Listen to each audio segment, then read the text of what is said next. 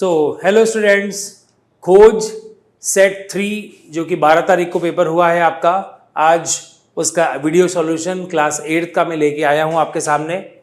देखिए बेटा, आपने इस एग्ज़ाम को दिया है। मैं ब्रीफ कर देता हूं कि इसको देने का फ़ायदा क्या है। देने से स्कॉलरशिप मिलती है, जो स्कॉलरशिप आपकी काउंट होती है नेक्स्ट ईयर के एडमिशन में, और वहाँ पर आपको बहुत अच्छा बेनिफिट मिलता है। साथ ही साथ आपको दूसरा फायदा ये है कि आपका लेवल ऑफ नॉलेज, ये पता चलता है कि आप किस लेवल पे पढ़ाई कर रहे हैं। आपका जो नॉलेज है सब्जेक्ट में, जो डेप्थ है, वो आपको पता चलती है। तो चलिए बात करते हैं इसकी वीडियो सॉल्यूशंस के लिए। आइए देखते हैं बायो के क्वेश्चंस। बहुत ही वैसे कहेंगे कि अच्छे क्वेश्चंस है, सिंपल क्वेश्चंस है, बच्चे ने बहुत आसानी से कर लिए होंगे। जैसे पहला क्वेश्चन है the mode of reproduction in hydra. तो यहां पर हम बात करेंगे जब हाइड्रा के बारे में, तो हाइड्रा एक एसेक्सुअल रिप्रोडक्शन वाला ऑर्गेनिज्म है, जिसमें देखिएगा यहां पर जैसे फिजन की बात करेंगे, बडिंग की बात करेंगे, तो फिजन तो हो ही नहीं सकता, बडिंग हो सकता है। फ्रेगमेंटेशन, जिसमें कि पीसेस में ऑर्गेनिज्म की बॉडी ब्रेक होती है, वो भी नहीं हो सकता। स्पोर फॉर्मेशन, जिसमें बॉडी में छोटे छोटे स्पोर्स बनते हैं और वो हवा के साथ स्प्रेड होते हैं, तो स्पोर फॉर्मेशन भी नहीं हो सकता है। तो इसका आंसर बेटा बडिंग है, बी फॉर बॉय। ठीक है बेटा, चलिए नेक्स्ट क्वेश्चन की बात करेंगे। Internal fertilisation. तो फर्टिलाइजेशन क्या होता है? Fusion of gametes is called fertilisation, जो कि दो टाइप का होता है, आइदर इंटरनल और एक्सटर्नल। तो यहां पर इंटरनल फर्टिलाइजेशन किसमें होगा? क्या फ्रॉग में इंटरनल फर्टिलाइजेशन होगा? नहीं, क्योंकि वो एक्सटर्नल फर्टिलाइजेशन करते हैं, तो ये आंसर नहीं है। फिश, इसमें भी नहीं होगा, क्योंकि ये भी एक्सटर्नल फर्टिलाइजेशन करते हैं। ह्यूमंस में होता है, हाइड्रा में भी नहीं होता है, क्योंकि वो तो दूसरा असेक्सुअल मेथड यूज करता है। तो इसका आंसर है सी फॉर कैट। ठीक है बेटा। Which of the following lay eggs. यहां पर हम बात करेंगे एग्स देने वाले ऑर्गेनिजम्स का नाम। तो एक होता है विविपेरस, एक होता है ओविपेरस। तो देखिएगा यहां पर जो एग्स देते हैं, इन्हें हम क्या बुलाते हैं बेटा? इन्हें बोलते हैं ओविपेरस। अब ओविपेरस में कैट आती है क्या? नहीं आती है, क्योंकि कैट तो सीधे यंग बेबी को बर्थ देती है। तो इसका आंसर ये नहीं होगा। डॉग भी नहीं होगा, हैन होता है, और काउ नहीं होता है। तो इसका आंसर भी बहुत आसान है, ऑप्शन सी, हैन। ठीक है बेटा, चलिए। Which microorganism is used in the production of alcohol. तो एल्कोहल प्रोडक्शन को हम क्या बुलाते हैं? फर्मेंटेशन प्रोसेस कहते हैं बेटा। फर्मेंटेशन प्रोसेस में कौन सा ऑर्गेनिज्म यूज होता है? ये एक माइक्रो ऑर्गेनिज्म नाम से चैप्टर है, उसका क्वेश्चन है। क्या वायरस यूज होता है? नहीं। क्या बैक्टीरिया यूज होता है? नहीं।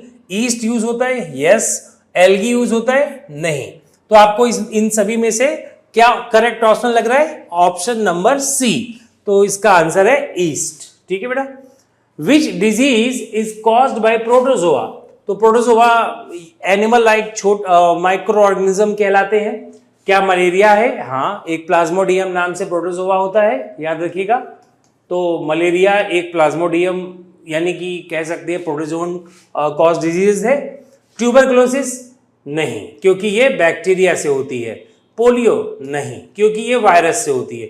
कोलेरा नहीं, क्योंकि ये भी बैक्टीरिया से होता है। ठीक है ना। तो इसके आंसर क्या आना चाहिए? ए आंसर आना चाहिए। Malaria is the correct answer बेटा। इसके बाद which of the following is not a micro organism. देखिए ये क्वेश्चन देखने में तो बहुत आसान है, और है भी आसान, लेकिन बहुत जल्दबाजी में अगर आपने किया होगा तो 100% आपने गलत कर दिया होगा। आपने देखिए माइक्रो ऑर्गेनिज्म नहीं है पूछा गया। बैक्टीरिया माइक्रो ऑर्गेनिज्म है? हाँ है। तो क्या ये इसका आंसर है? नहीं। अब यहां पर बहुत सारे बच्चों ने वायरस लगाया होगा, बोला होगा तो माइक्रो ऑर्गेनिज्म की कैटेगरी में ही नहीं आता। बिल्कुल सही बात है, लेकिन ये माइक्रो ऑर्गेनिज्म है नहीं, यूनिसेलुलर और मल्टीसेलुलर कैटेगराइजेशन करना है आपको। तो एक वायरस एक यूनिसेलुलर ऑर्गेनिज्म है, इसके लिए इसका आंसर ये भी नहीं हो सकता। मशरूम एक मल्टीसेलुलर ऑर्गेनिज्म है, जैसे कि आप इसका डायग्राम देखेंगे, ये एक मशरूम है और एक मल्टीसेलुलर ऑर्गेनिज्म में आता है। इसका आंसर है सी। और एल्गी भी नहीं हो सकता है इसका आंसर, क्योंकि एल्गी भी बहुत सारे ऐसे स्टेज में होते हैं जिसमें वो बड़े होते हैं। तो इसका आंसर एल्गी भी नहीं है। चलिए नेक्स्ट की बात करेंगे, क्वेश्चन नंबर 7।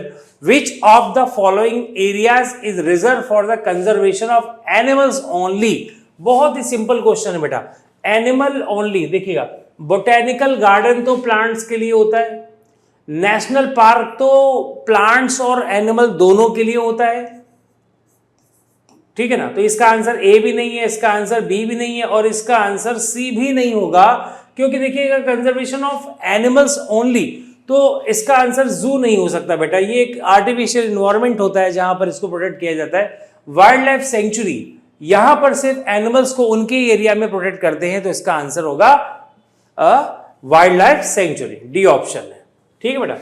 चलिए इसके बाद बात करेंगे 8th क्वेश्चन, डिफॉरेस्टेशन, यानी कि फॉरेस्ट को हटाने के प्रोसेस को, cutting off the tree is known as deforestation. तो क्या होगा, leads to the increase rainfall, बिल्कुल भी नहीं, रेनफॉल तो बल्कि घटेगा। दूसरा, इंक्रीज इन द बायोडाइवर्सिटी, बिल्कुल भी नहीं, ये तो डिक्रीज हो जाएगी बायोडाइवर्सिटी। इसके बाद सॉइल इरोजन, हाँ ये होगा, और सॉइल फॉर्मेशन, ये तो हो ही नहीं सकता है ना, सॉइल फॉर्मेशन विदरिंग प्रोसेस से होता है, तो वो भी इसका आंसर नहीं है, इसका आंसर सी होगा, soil erosion. 9 number question, the process of loosening and turning the soil is called, very easy question बेटा, डायरेक्ट आप कह सकते हैं इसके लिए क्या होगा, टिलिंग कहेंगे, इसका आंसर आसान है। सोइंग, सीड सोइंग नहीं होगा क्योंकि वो सीड को लगाने को बोलते हैं। इरिगेशन भी नहीं होगा क्योंकि वो वाटरिंग करने को बोलते हैं। हार्वेस्टिंग तो मैच्योर क्रॉप को कट करने को बोलते हैं, तो ये भी नहीं होगा। इसका आंसर जो है ऑप्शन नंबर सी होगा, ठीक है भाई। चलिए लास्ट क्वेश्चन है, चलिए देखते हैं लास्ट क्वेश्चन में क्या लिखा है। Which of the following is not a traditional method of irrigation. देखिएगा, ट्रेडिशनल और मॉडर्न दो प्रकार के मेथड होते हैं इरिगेशन के। ट्रेडिशनल मेथड में राहट, मोहर, ढेकली, चैन पंप वगैरह आता है, और एडवांस मेथड या दूसरे मेथड में स्प्रिंकलर मेथड और ड्रिप इरिगेशन आता है। तो चलिए मैंने इसके बारे में बताया आपको, अब इसका आंसर देखते हैं। Which of the following is not a traditional method. तो मोहर है क्या, नहीं, अभी मैंने बताया। चैन पंप है क्या, नहीं बताया। ढेकली है क्या, नहीं है। तो अभी मैंने बताया आपको ट्रेडिशनल नहीं है, इसका मतलब वो एडवांस है, तो इसका आंसर क्या होगा, ड्रिप इरिगेशन। तो इसका भी ऑप्शन नंबर सी करेक्ट है। और यहां तक मैंने आपको बता दिया, बायो के सारे क्वेश्चन सॉल्व हो गए बेटा। आई होप आपको ये क्वेश्चन समझ में आए होंगे, और कोई डाउट हो तो आप IITiasing की वेबसाइट जा सकते हैं। सो थैंक यू बेटा, ओके, ऑल द बेस्ट।